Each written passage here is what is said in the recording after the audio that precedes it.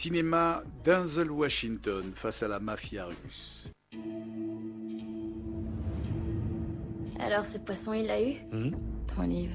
Ah, oui, il l'a eu. Ça se finit bien. Pas exactement. Le vieil homme tombe sur un adversaire redoutable alors qu'il pensait que ça ne lui arriverait plus. Pourquoi il l'a pas relâché dans ce cas?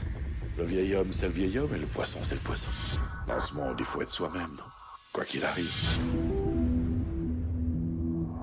Eh, papy, je parie que tu poussais pas les chariots dans ton ancien boulot. Je suis démasqué. Tu pourras me recréditer une carte quand t'auras fini. Ouvre cette putain de caisse et pas d'histoire. Mène-toi. File-moi la bague aussi. Évitez à ma mère, s'il vous plaît. Ça va aller, Jenny. C'est quoi la nouvelle? C'est l'histoire d'un gars qui se prend pour un chevalier en armure, sauf qu'il vit dans un monde où les chevaliers n'existent plus. Ma bague.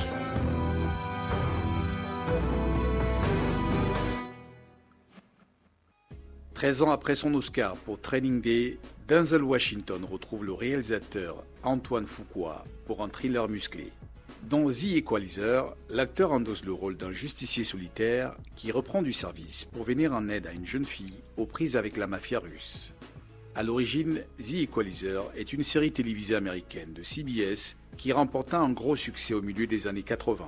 Le rôle principal, un ex-agent de la CIA, était joué par Edward Woodward. Dans le film de Fuqua, Denzel Washington reprend ce rôle de Robert Michael. La cinquantaine, il pensait avoir fini avec son mystérieux passé.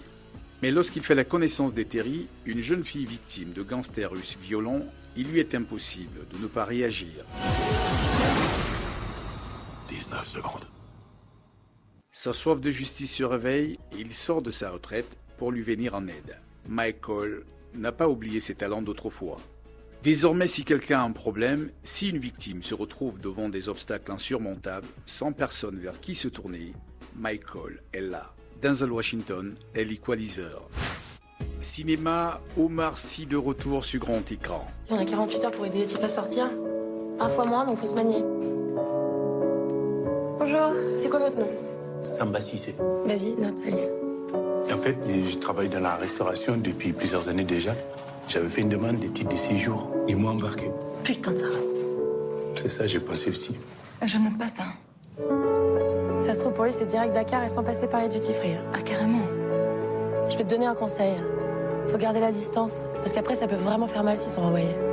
Vous savez, en 10 ans, j'en ai fait des associations. Et vous êtes quand même spécial. Spécial. Merci Alice pour tout ce que vous faites pour moi. Merci beaucoup. C'est bien, je t'attache pas. T'as bien compris l'histoire de la distance, là. Ta gueule. T'es franche, c'est cool. Je sais, mais ta gueule quand même. Le film est inspiré de Samba pour la France de Delphine Coulin et écrit pour Omar Sy, raconte l'histoire d'un immigrant sénégalais sans papier, luttant pour survivre et éviter son retour à la frontière. Autour de l'acteur Omar Sy, toute l'équipe qui a fait le succès du film Intouchable a été reconstituée. Il s'agit de la 5e collaboration des deux réalisateurs avec Omar Sy. Depuis leur premier court-métrage, C'est Jours heureux, jusqu'à Samba, le comédien français est devenu leur acteur fétiche. Ce nouveau film met en valeur, une fois de plus, l'incroyable talent de cette équipe. Merde, ça, je peux pas, c'est pas possible. Bon, balance les ponts.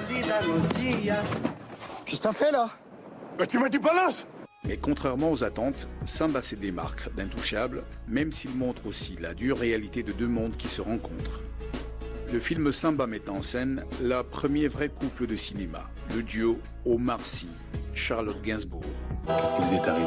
Qu'est-ce que vous faites ici, avec un mec comme moi à 3 h du matin? Ne va pas te compliquer la vie avec une fille maintenant. Tu vas t'attirer encore des ennuis. Qu'est-ce que tu peux donner à une femme, toi? Il n'y a pas un jour où tu penses que je peux décider ce qui va m'arriver? Qu'est-ce que tu as fait, toi, de ce qui est bon pour moi? Si j'ai envie d'y croire, moi.